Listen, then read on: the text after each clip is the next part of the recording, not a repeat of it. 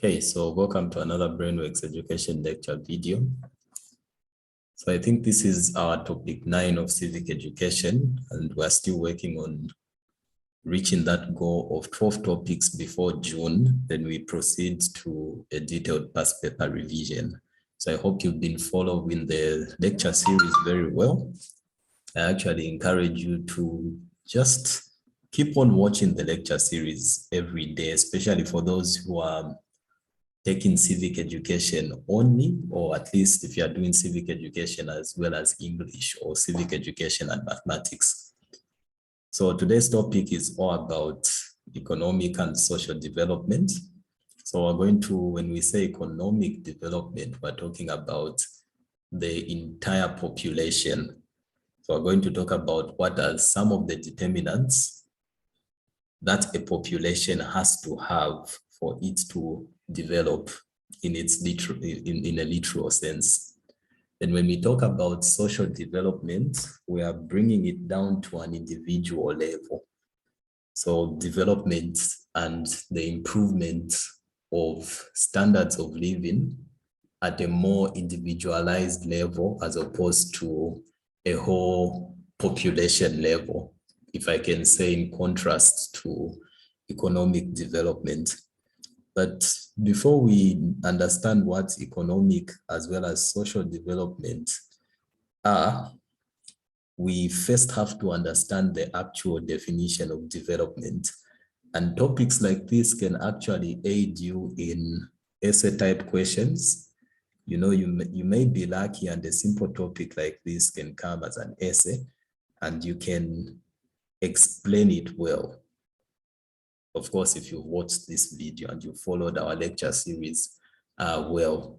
So what is development? So gradual change, you know, a gradual change. So it's a process of improvement, so continued improvement. And usually this process of development is usually lifelong, and it's a gradual process. So it's a process of improvement to meet human needs at all levels of society. So all levels of society, being at individual level, the home level, medical level, educational level, career level. So all levels of society are trying to continuously improve. And like I said, development usually tends to be a gradual process. It is also the replacement of the old with something completely new, because you are continuously changing and developing, such as constructing a school where there had been no school,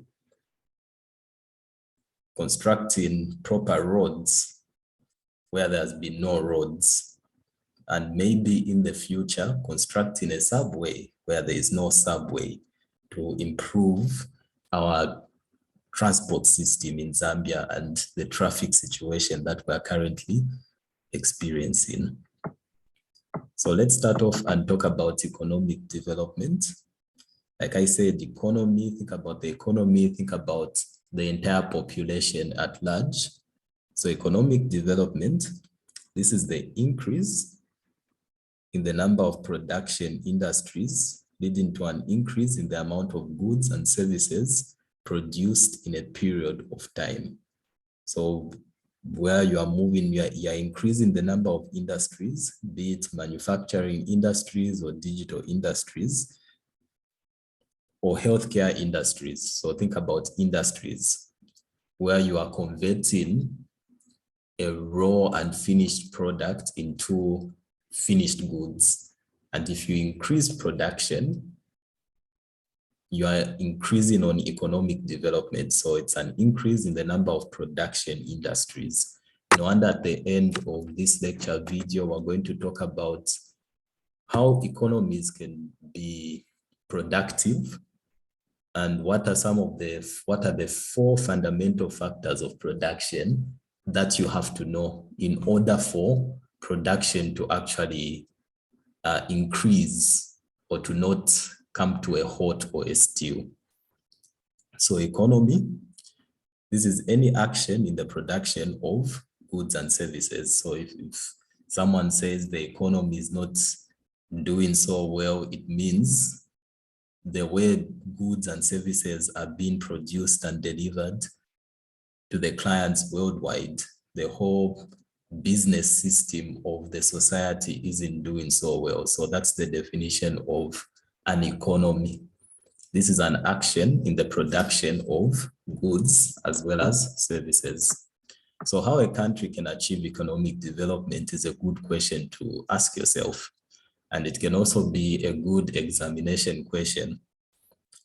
So what do? We look at the various industries.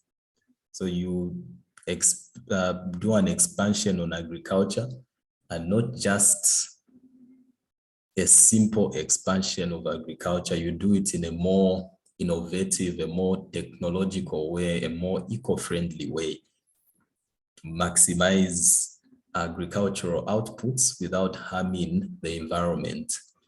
The production of surplus foods, even if you are exporting those goods and services, there is still a surplus. So you need a surplus in order for you to make a profit, in order for the economy to be fully developed. Expansion of manufacturing industries to process various products within the country. So you don't just localize a manufacturing industry, say, okay, the headquarters of Zambian breweries is in Lusaka only, and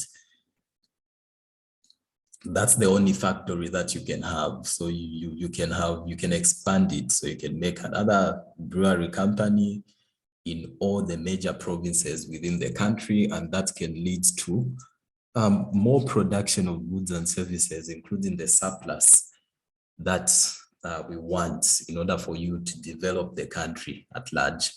So improvement of technology, and I feel like this goes in line with the final bulletin, which says research on new technology. So you not only improve on existing technology, but you also add new and innovative research. You carry out research in order for you to find out new ways to better solve current economic problems, be it like the way COVID has changed the landscape and the meaning of education and school. We had a problem of students not getting adequate education because of the quarantine, but there's been a little bit of innovation, like the age of digital education, like on Zoom, and as well as government initializing an educational channel specialized in teaching GCE and ECZ students. So that's what you improve on existing technology, and you also add research on new technologies. So this is how a country can achieve economic development.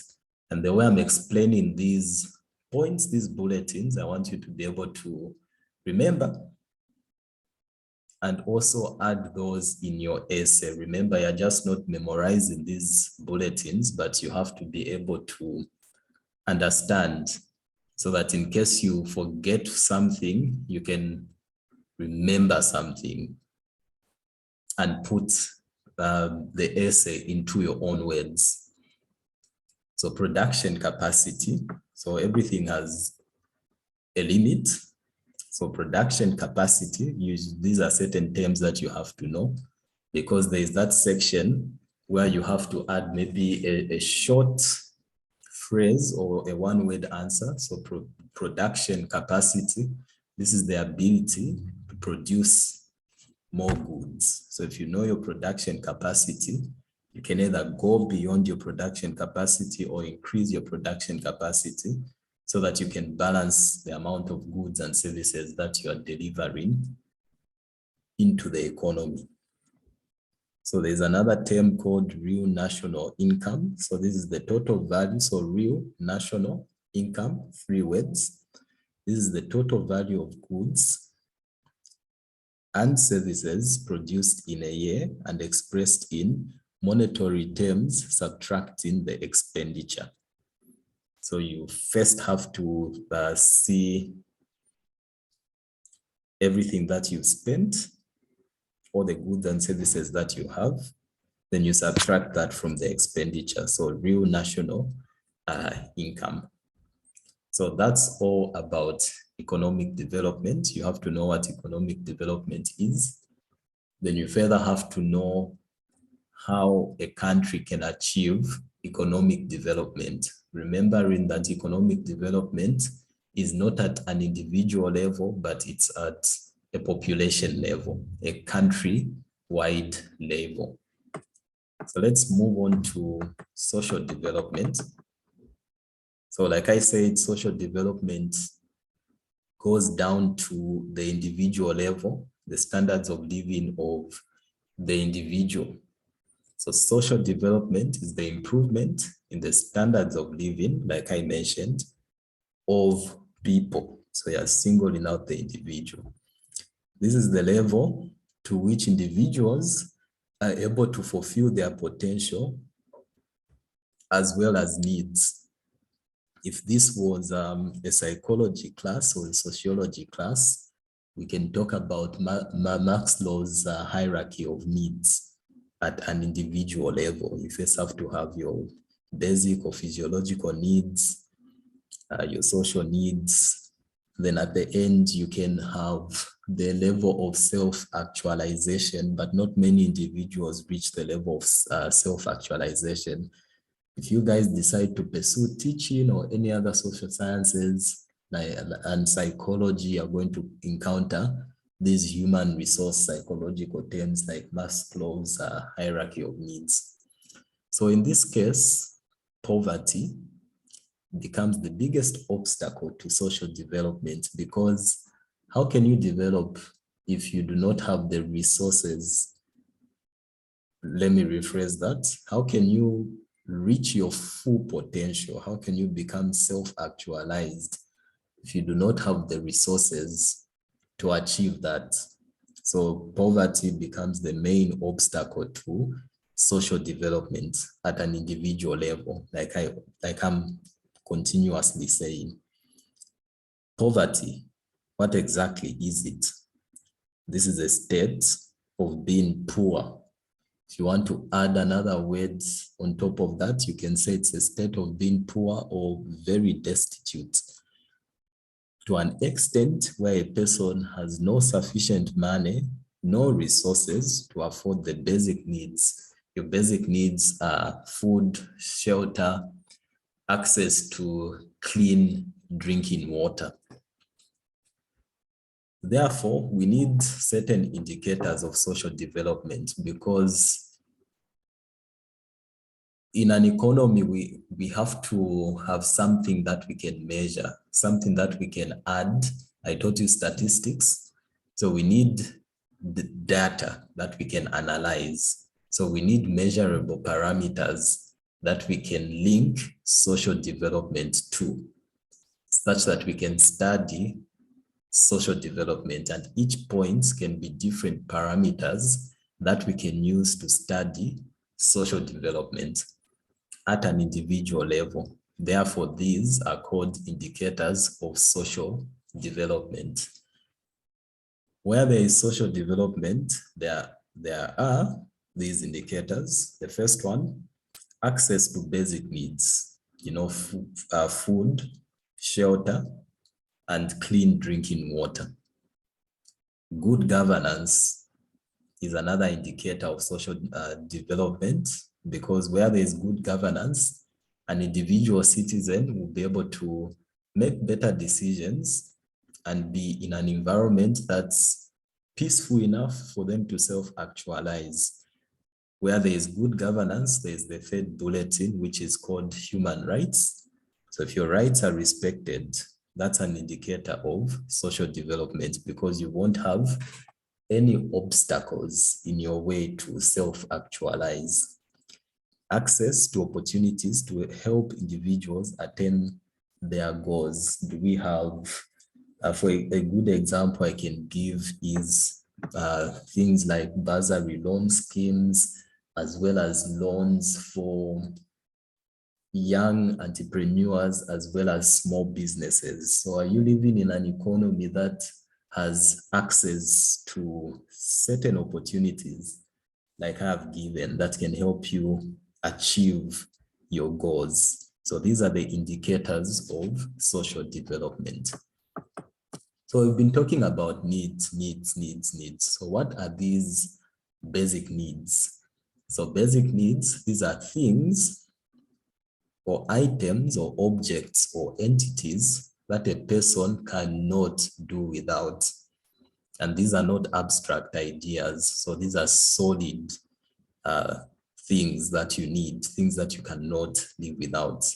These include access to food, and not just food, because remember, you can actually develop protein energy malnutrition like marasmus and kwashiorkor if you are not getting the proper nutrition. So you can expand this by not saying just not only food, but access to healthy, nutritious, balanced diet, food.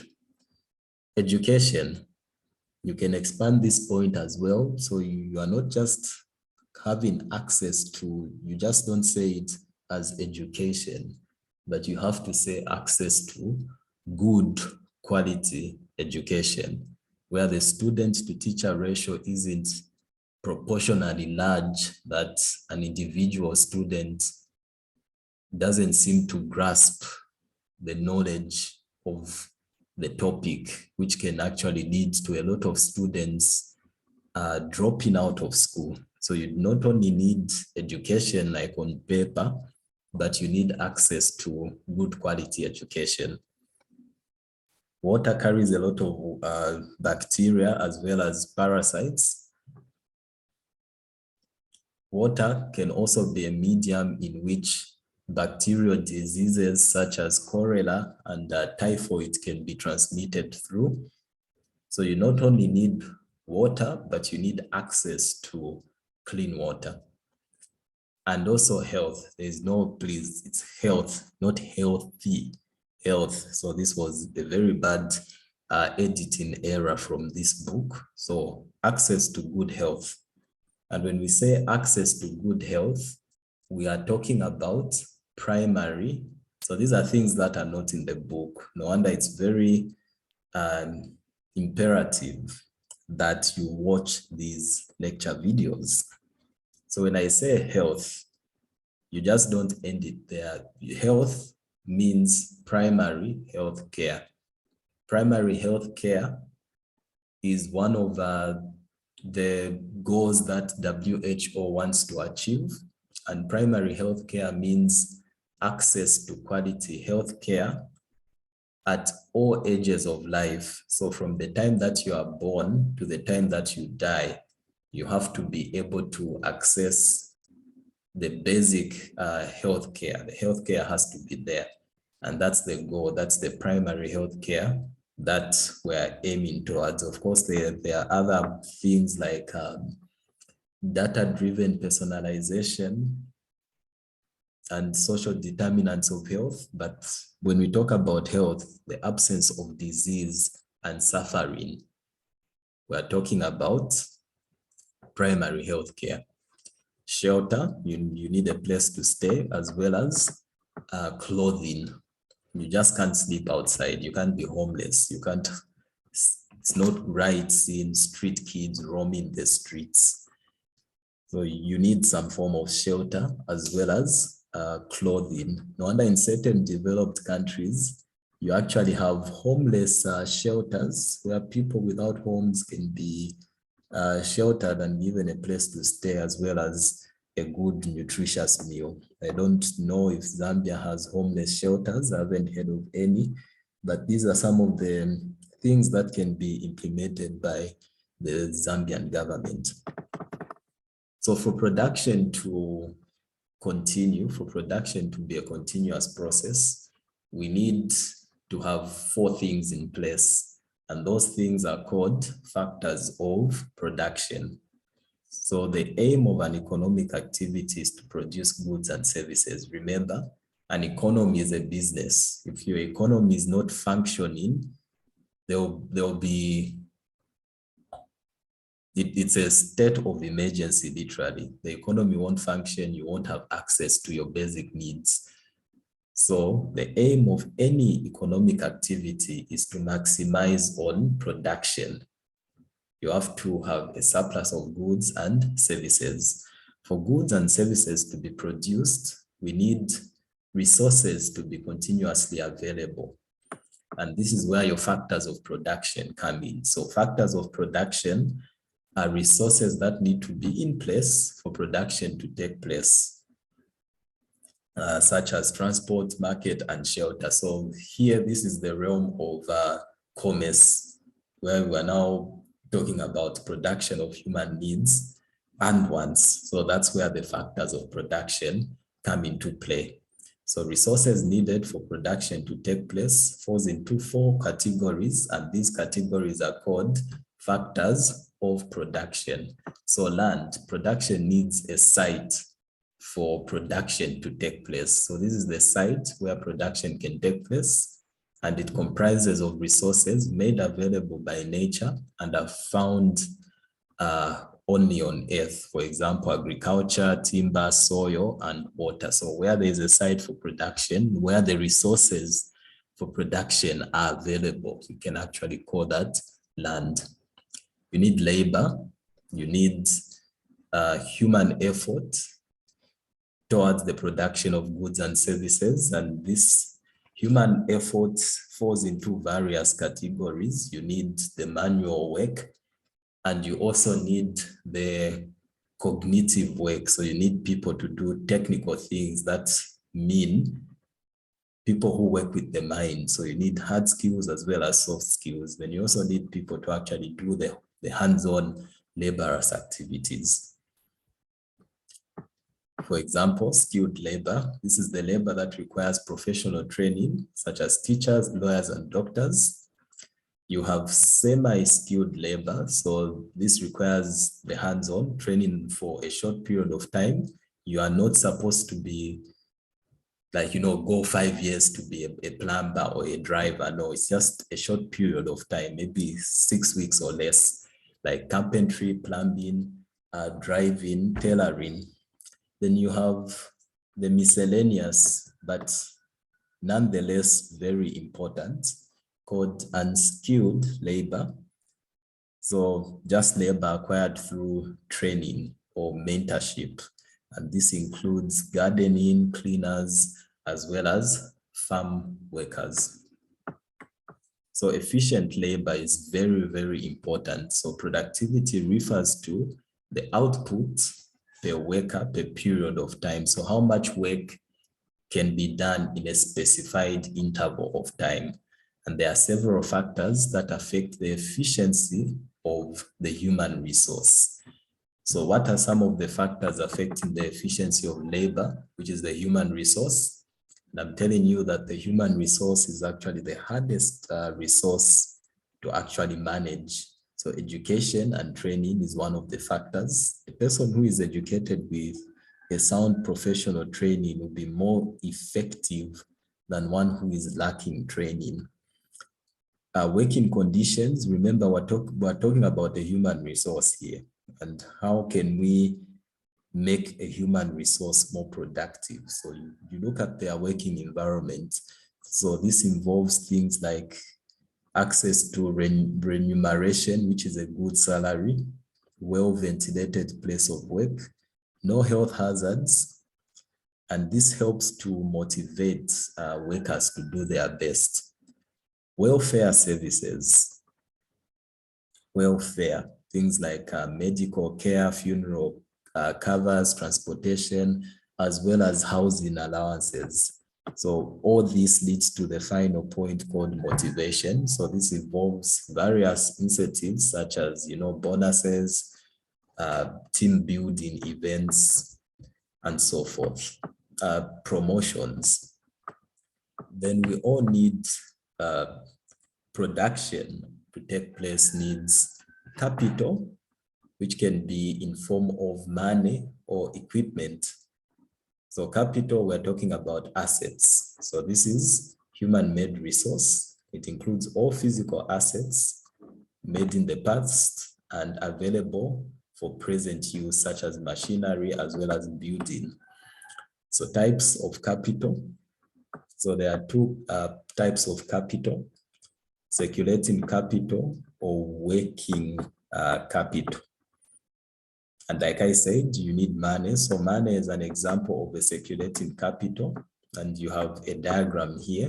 So you need the relationship between raw materials, finished goods, as well as capital. Money is an example of circulating capital. And all these are examples of circulating capital: finished goods, raw materials, as well as money. So this consists of money and stocks of raw materials which contribute to production. So that's circulating capital. Then you have fixed capital, things that are still so fixed, not easily changed. These are equipments and buildings that are used during production and they do not change form. So capital accumulation or capital formation, you still need to maintain that flow of capital, be it circulating or fixed. So this refers to the increase in the production of capital goods in addition to what the country has. So an increase in production of capital goods in relation to what's already there. So what are some of the factors which affect capital formation? So the first one is low income. Where there's low income, you won't generate enough capital because a budget has an expenditure. So if you have low income and high expenditure, how are you going to increase your capital accumulation? So low income. Low income means that a person cannot save money for future use. Consumption habits. Certain fixed assets actually have maintenance intervals that you can reduce on consumption by sticking to your budget, reducing the amount of expenditure. So people treasure expensive and luxury things such as expensive Benz cars, beer. This makes them have less or no savings. So it depends on how you maximize your budget and look at the balance between income as well as expenditure. Extended family systems, the black tax, no future plans. Where there's no plan, there's no future, as well as large quantities of imported goods. So these bulletins are actually mixed elements of social as well as economic development. Remember to read through your notes well. Then the last factor of production is called entrepreneurship. You need people that take risks, make innovations, and have an aim to generate profits. And these people are the ones that actually end up changing the world. People like Steve Jobs or Elon Musk, they identify problems, real problems in society. And out of identifying those real problems in society, they are actually able to make them into profit-making endeavors. So that's what entrepreneurship is about. So the process of running a business by a person known as an entrepreneur. An entrepreneur is one who assumes the responsibility and the risk of the business. So you can read through this. So this has been social and economic development. This has been Brainworks Education. Our next topic will be on financial institutions. And look, we're at least halfway. So at least by topic 12 will be about done with this book and this lecture series. So thank you very much for watching. This has been Brainworks Education. I'll see you in the next video.